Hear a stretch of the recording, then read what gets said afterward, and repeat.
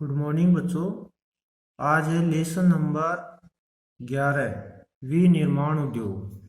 देखिए, विनिर्माण का तात्पर्य है कच्चे माल से पक्का माल तैयार करना। जहाँ आपने पढ़ा था, जो क्षेत्र थे 3 प्रकार के थे, प्राथमिक, द्वितीयक और तृतीयक। द्वितीय क्षेत्र में हमने पढ़ा था कि द्वितीय क्षेत्र विनिर्माण प्रणाली पर आधारित है, यानी कि कच्चे माल से पक्का माल तैयार करना विनिर्माण प्रणाली कहलाता है, जिसमें उद्योगों को सम्मिलित किया जाता है। तो इसमें देखिए, अपने यहाँ जहाँ सारे के सारे जो बताए गए हैं, कृषि से मिलने वाला कच्चा माल उद्योगों में सहयोग प्रदान करता है। इसलिए द्वितीय क्षेत्र को औद्योगिक क्षेत्र भी कहते हैं। और ये हमारी जीडीपी में हमने पढ़ा है 25% आमदनी देते हैं ये विनिर्माण उद्योग, जिसके लिए विनिर्माण उद्योगों को हम औद्योगिक क्षेत्र के नाम से जानते हैं। तो परिचय दिया है कि विनिर्माण उद्योग कृषि से भी संचालित होते हैं, तो खनन क्रियाओं के द्वारा भी संचालित होते हैं। अब आपको पहले ये जानना है कि इस लेसन में 2 नंबर का क्वेश्चन आता है। तो 2 नंबर के क्वेश्चन के लिए छोटे छोटे प्रश्नों को हमें पूरी तरह से तैयार रखना पड़ता है। और मानचित्र भी आता है इसी में से, क्योंकि मानचित्र 5 अंकों का होता है। तो पूरी ज्योग्राफी में, भूगोल में 5 अंकों का किसी भी लेसन में से आ सकता है। इनमें से प्रमुख कंपनियां, उद्योग वो प्रसिद्ध हैं, वो महत्वपूर्ण आपको याद रखनी है। देखिए, विस्तार से इसमें परिचय दिया गया है कि कृषि एवं खनन क्रियाओं के द्वारा प्राप्त किए गए पदार्थों व रासायनिक तथा भौतिक गुणों को मानव उपयोग के लिए बहुआयामी रूप में परिवर्तित करने की क्रिया को उद्योग कहा जाता है। जैसे भली भांति परिचित है कपास की फसल। कपास से सूती वस्त्रों का निर्माण करते हैं, क्योंकि हमने पढ़ा था कपास से रुई, रुई से धागा और धागे से कपड़ा बनाना। ये विनिर्माण प्रणाली पर आधारित प्रथम उदाहरण हमने पढ़ा था, जिसको औद्योगिक क्षेत्र का हम उदाहरण बताए गए थे। वर्तमान अर्थव्यवस्था के आधार पर स्तंभों में उद्योग महत्वपूर्ण कड़ी है, जिससे रोजगार का सृजन होता है। वहीं उत्पादन से व्यापार तथा संबंधित आर्थिक घटकों का विकास होता है, जो आधुनिक अर्थव्यवस्था को गति प्रदान करते हैं। यानी कि जो उद्योग हैं, उद्योगों से हमने पढ़ा था कि ये लोगों को रोजगार प्रदान करते हैं। पहले ज्यादातर लोग कृषि पर ही निर्भर थे, प्राथमिक क्षेत्र पर ही निर्भर थे, लेकिन उद्योगों का निर्माण जैसे ही प्रारंभ हुआ, तो उद्योगों के निर्माण से लोगों को रोजगार मिलने लग गया। जैसा कि हमने जाना और आज भी जानते हैं कि प्राथमिक क्षेत्र में लगभग 50% लोग काम करते हैं, बाकी 50% द्वितीयक और तृतीयक में काम करते हैं। तो द्वितीय क्षेत्र यानी कि विनिर्माण उद्योगों में लोगों को रोजगार मिला है, रोजगार का सृजन हुआ, यानी कि उनको रोजगार मिला है, अपनी आमदनी कमाने लगे हैं लोग, और उनमें अधिक से अधिक देश की जीडीपी में भी सहयोग प्रदान किया है। आपको फिर बता दूं एक बार कि देश की जीडीपी में सकल घरेलू उत्पाद में प्राथमिक का आपने पढ़ा था लगभग 15%, द्वितीयक में आपने अर्थशास्त्र में पढ़ा था द्वितीय क्षेत्र जीडीपी में सहयोग प्रदान करता है लगभग 25%, और तृतीयक आमदनी में सहयोग करता है देश की जीडीपी में 60%। इस प्रकार कुल 100% आमदनी का हमने ब्यौरा दे दिया है, 15, 25 और 60%। अब देखिए, उद्योगों को साक्ष्य के रूप में कहते हैं, जहां सूती कपड़े हैं, मिट्टी के बर्तन हैं, कांसे की मूर्तियां हैं, ये सिंधु सभ्यता में मिलना, तथा कुतुब मीनार के पास स्थित जंगरोधी लोहा स्तंभ भारतीय प्राचीन औद्योगिक विकास का द्योतक है। हमने इतिहास में पढ़ा है कि कुतुब मीनार, जहां प्रमुखतः बड़ी मीनार है, उसके जो लोह स्तंभ लगे हुए हैं, तो हम प्राचीन काल से ही उद्योगों का विकास कर चुके थे। ये हमारा इतिहास बताता है कि हमारे पास पहले से उद्योग थे, और उन उद्योगों में जंगरोधक लोहा इस्पात तैयार किया जाता था। यहाँ की भारत तक धातु, जिसमें प्रमुखतः वस्त्र, स्वर्ण आभूषण, जहाजरानी यानी जहाजों का विकास, जिसे कुटीर तथा लघु उद्योगों का विकास स्वरूप के कारण भारत सोने की चिड़िया के नाम से विख्यात था।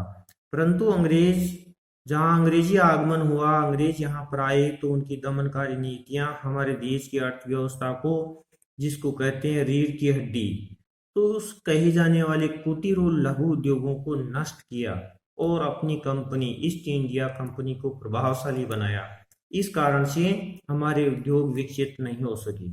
अब देखिए भारत में आधुनिक उद्योगों का आरंभ कैसे हुआ, क्योंकि हमारे सूती वस्त्र उद्योगों का आरंभ हुआ था पहली बार तो 1845 में सूती वस्त्र के बंबई में तथा 1855 में जूट उद्योग की स्थापना से भारत में आधुनिक उद्योगों का आरंभ हो चुका था। कहते हैं कि जूट उद्योग, जूट जिसको हम पटसन कहते हैं, सुनहरा रेशा, तो जूट के अन्य नाम है सुनहरा रेशा या पटसन। जो प्रमुखतः पश्चिमी बंगाल में सबसे ज्यादा उत्पादन होता है पटसन, जूट, जिससे टाट की बोरियां बनाई जाती है, रस्से बनाए जाते हैं, छोटी और बड़ी रस्सियां बनाई जाती है। ये हम सब जानते हैं, जो अपने आसपास देखते हैं, जैसे गेहूं चना, जो इनकी बोरियां जो भरते हैं वो जूट की बनी होती है। तो सबसे पहले कारखाने हमारे जूट के स्थापित हुए 1855 में जूट के, और उससे पहले 1845 हमें सूती वस्त्र उद्योगों का निर्माण किया। इससे पहले सूती वस्त्र कारखाने खुले, उससे पहले छोटे स्तर पर लघु और कुटीर उद्योग हमारे सूती वस्त्रों के चलते थे, जिनसे हम कपड़ा बुन करके लोग पहनते थे, जैसे बुनकर जाति के लोग, जिनको हम बुनकर कहते हैं। प्रथम विश्व युद्ध तक केवल इन्हीं उद्योगों का विकास हुआ, लेकिन जैसे ही हमारे देश को आज़ादी प्राप्त हुई तो 1948 में हमारे प्रथम औद्योगिक नीति को जारी किया गया कि हमारे उद्योगों का विकास होना जरूरी है, जिसमें देखो प्रादेशिक असंतुलन को कम करते हुए नए रोजगार, कृषि निर्धारित आधारित उद्योगों के विकास पर बल दिया गया, जिसमें कच्चे माल तथा तकनीकी कमी को दूर करके उत्तम और श्रेणी कम लागत उत्पादों का निर्माण करना। योजना आयोग के माध्यम से, अब देखिए योजना आयोग हमने पढ़ा है अर्थशास्त्र में, योजना आयोग का वर्तमान में नाम है नीति आयोग, और नीति आयोग को संचालित करने वाले प्रमुख अध्यक्ष का नाम होता है प्राइम मिनिस्टर, प्रधानमंत्री। जैसे अभी हमारा प्रधानमंत्री कौन है, श्रीमान नरेंद्र मोदी। तो ये योजना आयोग पहले जब हमारा देश आजाद हुआ तो उस समय योजना आयोग का संचालन हुआ, और उसमें योजनाओं को संचालित करने के लिए विकास के मार्ग को प्रशस्त किया गया और जोर दिया गया कि औद्योगिक नीति सही हो।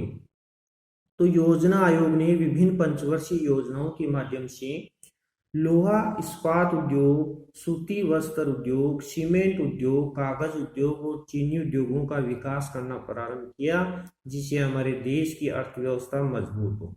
तो हम पहले पढ़ेंगे, देखिए ये विनिर्माण उद्योग है सभी, तो ये महत्वपूर्ण है।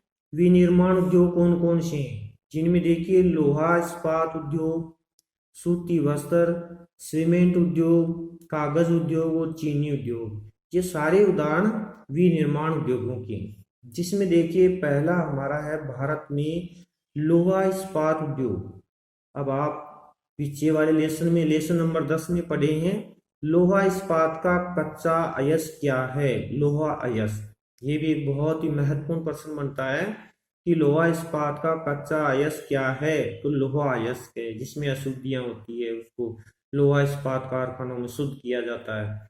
तो देखिए यह उद्योग भारत ही नहीं विश्व में औद्योगिक विकास का आधार स्तंभ रहा है, कि ये हर उद्योगों को आधार प्रदान करता है लोहा इस्पात उद्योग। तो महत्वपूर्ण लाइन है ये कि ये सभी उद्योगों को आधार प्रदान करता है, कि लोहे के बिना कोई भी उद्योग संचालित नहीं होता है, इसलिए इसको आधारभूत उद्योग कहते हैं। प्रश्न ये बनता है लोहा इस्पात उद्योग को आधारभूत उद्योग क्यों कहते हैं, क्योंकि लोहा जो प्रमुखतः मशीनी उपकरणों के द्वारा हर पुर्जे, मशीनों के और उनसे लगने वाले सारे उद्योग संचालित होते हैं, तो लोहे के बिना संचालित नहीं होते हैं। अतः लोहा इस्पात उद्योग को आधारभूत उद्योग कहा जाता है, जिसमें मशीनी उपकरण सारे के सारे लोहे के लगते हैं।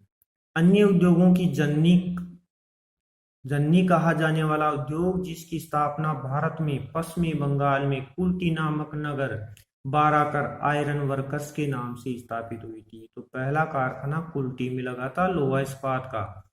परंतु वास्तविक शुरुआत जमशेदजी टाटा ने 1907 में सांकची में Tata iron and steel company के नाम से स्थापित हुआ। पहला जो कारखाना लगा वो निजी क्षेत्र का था। जमशेदजी टाटा ने पहला कारखाना लगाया 1907 में।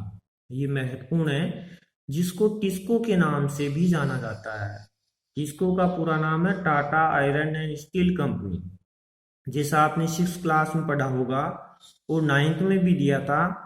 प्रमुखतः टिस्को, मिस्को और इसको प्रमुख 3 कंपनियों के नाम सुने होंगे आपने भली भांति। फिर से ध्यान दीजिए कि टिस्को, मिस्को और इसको ये 3 महत्वपूर्ण नाम है। ये आपको मैं फिर बता दूं, आप इसको नोटेट कर लीजिए। TISCO टिस्को, MISCO मिस्को और ISCO इसको। देखिए ये प्रसिद्ध नाम है, टिस्को, मिस्को, इसको। याद करने का तरीका है, महत्वपूर्ण लोहा इस्पात के 3 कारखाने।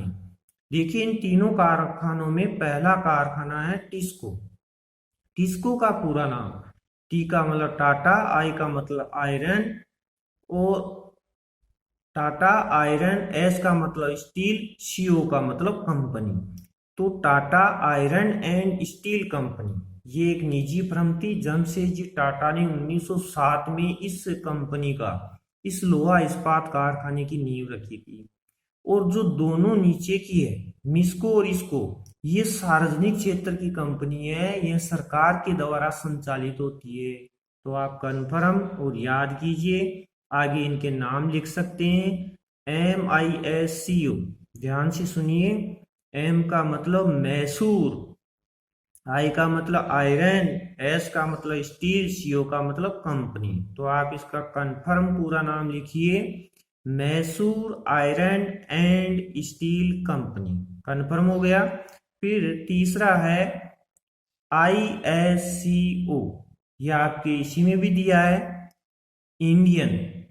आई का मतलब इंडियन, फिर आई का मतलब आयरन, एस का मतलब स्टील और CO का मतलब कंपनी। तो इसको का पूरा नाम लिखिए आप, Indian iron and steel company. ध्यान से सुनिए, Indian iron and steel company.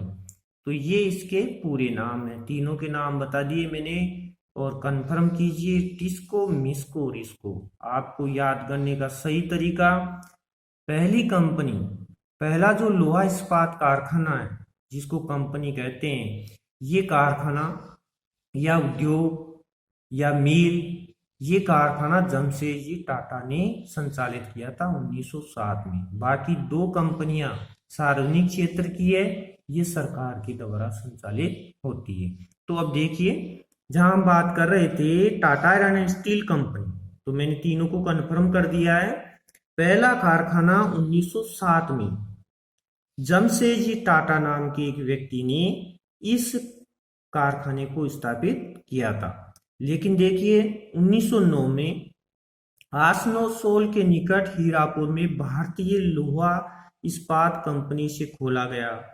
सन 1937 में फिर कुल्टी और हीरापुर के दोनों कारखानों को मिला करके, कुल्टी में जो कारखाना खोला गया था उसको और हीरापुर के दोनों जो कारखाने और अन्य खोले गए थे उनको Indian iron and steel company में मिला दिया गया।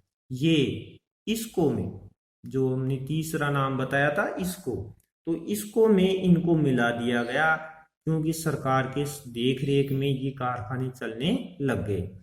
सन 1937 में ब्रह्मपुर में स्टील कॉरपोरेशन ऑफ बंगाल की स्थापना की गई और फिर 1953 में इसको में मिला दिया गया। ये जो इसको नाम बताया है इसको में मिला दिया गया।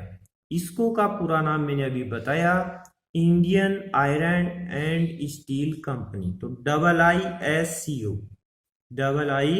IISCO Indian iron and steel company, जो सार्वजनिक क्षेत्र है, सरकार संचालित करती है। इस प्रकार से लोहा इस्पात उद्योगों की शुरुआत 20वीं सदी में होती है और ये फिर जैसे निजी क्षेत्र के जितने भी उद्योग हुए वो सरकार की देखरेख में चलने लग गए।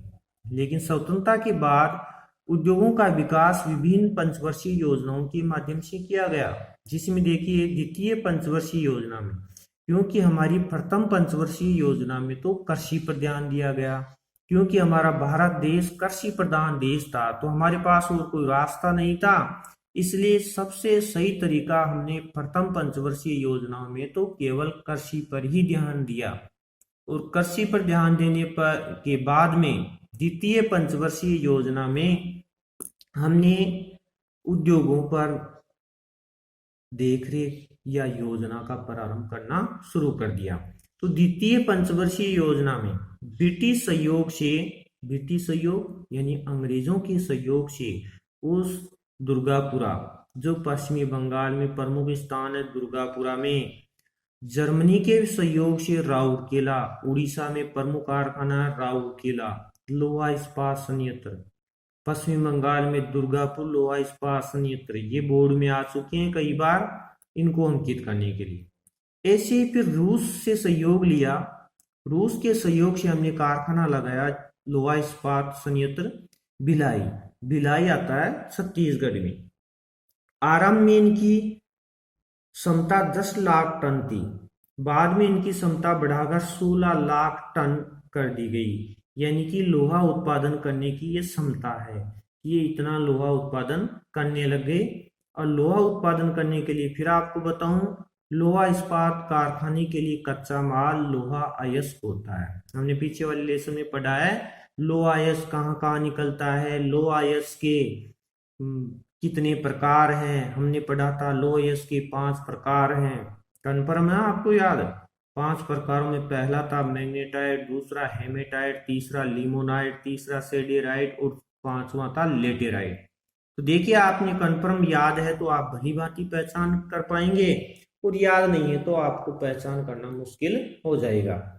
हमने पढ़ा था इन 5 प्रकारों में भारत में कौन सा लोहा अयस्क ज्यादा मिलता है, तो हमारे पास दूसरे प्रकार का लोहा अयस्क जिसका नाम है हेमेटाइट प्रकार का लोहा अयस्क सबसे ज्यादा मिलता है। अब देखिए हमने इतनी क्षमता की ये लोहा इस्पात कारखाने दूसरे देशों के सहयोग से स्थापित कर लिए। चौथी पंचवर्षीय योजना में फिर बोकारो नामक स्थान पर प्रमुखतः झारखंड में एक उद्योग स्थापित किया हमारी सरकार ने, जो एशिया का सबसे बड़ा है। ये कारखाना बहुत बड़ा है, एशिया में सबसे बड़ा कारखाना झारखंड राज्य में बोकारो नामक स्थान पर है। 1973 में इस उद्योगों में गुणात्मक वृद्धि करने के उद्देश्य से स्टील अथॉरिटी ऑफ इंडिया अर्थात सेल की स्थापना की। जो सेल की स्थापना का प्रमुख उद्देश्य है कि इनकी निगरानी सरकार के सानिध्य में और सरकार के द्वारा संचालित है। SAIL सेल का पूरा नाम है स्टील अथॉरिटी ऑफ इंडिया, याद रखना है आपको, स्टील अथॉरिटी ऑफ इंडिया, जो देश के सार्वजनिक क्षेत्र के सभी कारखानों को प्रशासनिक कार्य करता है, यानी कि जितने भी कारखाने हैं उन कारखानों को इस सार्वजनिक क्षेत्र के अधीन कर दिया गया। इसमें 3 और कारखानों का निर्माण किया गया, ये भी प्रमुख है, कई बार मैथ में पूछा है बोर्ड परीक्षाओं में। विशाखापट्टनम जो बंदरगाह भी है और उस बंदरगाह में प्रमुख लोहा इस्पात का कारखाना भी बनाया गया उस स्थान पर, वो आंध्र प्रदेश में विशाखापट्टनम नामक स्थान पर भी लोहा इस्पात का कारखाना है। एक कारखाना है सेलम जो तमिलनाडु में, यहाँ पर भी लोहा इस्पात कारखाना है। फिर है विजयनगर, ये कर्नाटक है, विजयनगर और भद्रावती, कर्नाटक में 2 कारखाने स्थापित है, विजयनगर और दूसरा है भद्रावती। ये भी बोर्ड में कई बार पूछा गया है कि विजयनगर लोहा इस्पात संयंत्र को अवस्थित कीजिए, एक पूछा है भद्रावती लोहा इस्पात संयंत्र को अवस्थित कीजिए, तो ये कर्नाटक राज्य में है। अब देखिए इसमें सम्मिलित करने के बाद में यह उद्योग कच्चे माल तथा सस्ते परिवहन पर आधारित होता है। इनके लिए कच्चा माल है लोहा अयस्क, और पास ही कारखाने लगे होते हैं। जिन जिन राज्यों में लोहा अयस्क निकलता है उन लोहा अयस्क के जहां पर उपलब्ध होता है वहीं पर इन कारखानों की स्थापना की गई है। इस कारण इसकी स्थापना कच्चे माल अर्थात लोहा अयस्क जहां उपलब्ध होता है, तो लोहा इस्पात कारखाने वहां ज्यादा लगे हैं जहां कच्चा माल लोहा अयस्क उपलब्ध होता है। पास ही कोयले की खानें हो और मैंगनीज तथा कम परिवहन अर्थात खानों के समीप के क्षेत्र के समीप ही होते हैं, इनकी उपलब्धता होना आवश्यक है। जिसमें ये जो कारखाने स्थापित होते हैं कच्चा माल से ये इनको लोहा यस्क और पास ही में होने चाहिए कोयले की खानें, क्योंकि कच्चे अयस्क को पिघलाने के लिए कोयले का होना आवश्यक है। साथ ही मैंगनीज जो शुद्ध किया जाता है, शुद्धतम लोहे में मैंगनीज डालते ही वो मजबूत लोहा बन जाता है। इन सभी की उपलब्धता का होना जरूरी है। तो भारत में लोहा इस्पात उद्योगों की निम्न इकाइयां स्थापित है। ये निम्न इकाइयां जो दी गई है ये आपको इसमें लिखना है। ये जो बुक में